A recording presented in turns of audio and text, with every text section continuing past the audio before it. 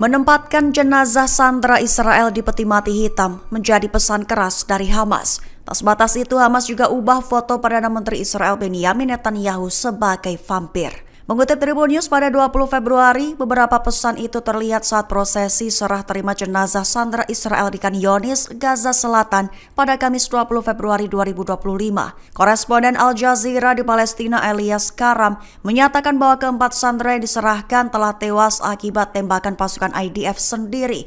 Dengan begitu, saat penyerahan jenazah itu ditempatkan dalam peti mati hitam, masing-masing berisi foto dan rincian pemiliknya.